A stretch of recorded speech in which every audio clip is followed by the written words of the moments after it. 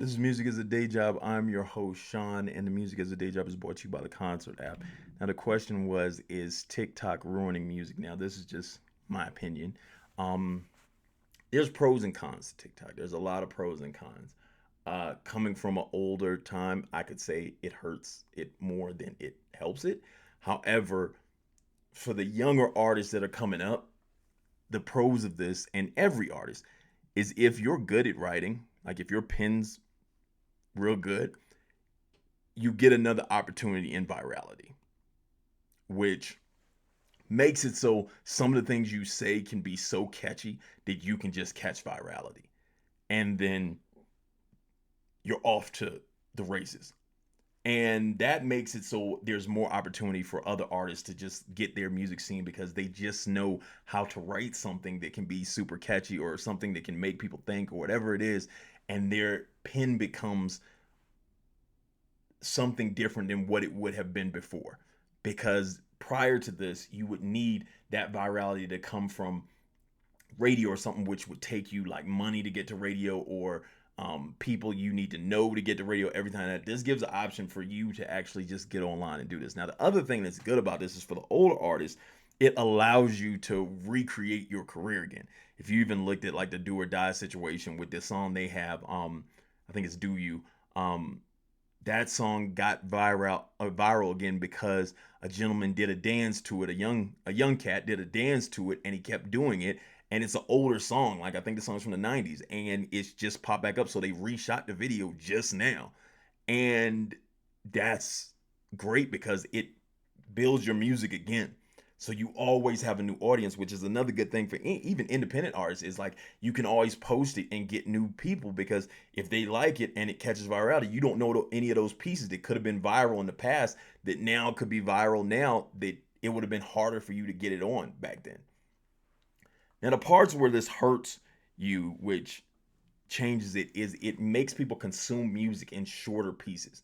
So then now, like when people, if you don't have the catchiness and you're more tied to like making the song, writing the song, the meaning of the song, everything like that, it then makes it so it's hard to get on because then people naturally consume like this. So then even your fans will be naturally consumed to can I get the catchy part? Versus when we had a spread amount of people, which you had the people who were heavy on the catchy and the people who were heavy on the writing of the writing being like deeper and stuff like that. So it makes it more, I guess you could kind of say, uh, fast food music. And so then this changes the game for a lot of people, is because a lot of people don't want to write fast food music. But then, as in the words of Tupac, as he like he would always say, you had to make the club song so you could get the other point across with the other songs, so then people would listen to it. So if you do that and you make the fast food just to get the attention and then go from there, that's a good idea. However, fast food music is very, like, we can tell that it's not as thought provoking because now everyone then, okay, so it becomes saturated with tons of fast food music. What happens with this is it makes it so, as you see, the tours for the older artists are doing better. As you see, the older music is coming back way higher. Everyone's sampling the older music because people aren't putting the time into making their music. So to me, it's a good thing because I'm from the older time. So then when I make music now, I know it can catch on because it's more cohesive than the just the McDonald's type stuff. Where it hurts is that there's tons of people that like the McDonald's stuff for the moment, and then you have to make them dig deeper. So there's, as I said, there's double sides to this and everything. You just have to be prepared to be able to switch from side to side. So with this gives the opportunity for more people that are deep with it. Like, your fan base has never left you now, which I liked it because that allowed my career to last longer. Is when people start consuming the fast food music, my fans never left because they were already attached to what I did. So then it wasn't like competing. Like, if you probably came out in the '90s and then you went against the 2000s artists were just as like um methodical with how they wrote and their song forms. So then they competed. So then some of the '90s artists just lose fan bases because they start switching to the newer stuff because it's just as dope. Then when you get like later on, you start getting to like, you compete with the younger people because they like the fast food music, but your your fans don't leave because they don't want to cross over to the fast food music. So then you're just seeing this right now because you see like the numbers and everything like that with tours. You see the numbers with even with the music in general. I think on Spotify they're talking about tons of the artists that are still in the tops are a lot of the artists that like are from the past. Like you look like Eminem's still one of the top artists. You look at like 50 Cents, you know what I'm saying? Like tons of people, there's tons of different artists, there's rock groups that are still just killing because they had those original fan bases and then their music just keeps living. And then the new fast food music just drops off.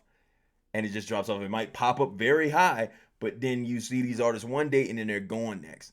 But then all the mainstays have just stayed from the past and they just consistently can come out, drop music, and do numbers all the time. Come out, drop music, do numbers. So as I said, it's a double-sided thing because it makes people, as I said, once again, it makes people see things in that fast food format, which kind of sucks because then you have to write in that format if you're trying to pop right now just to get enough people to hear it.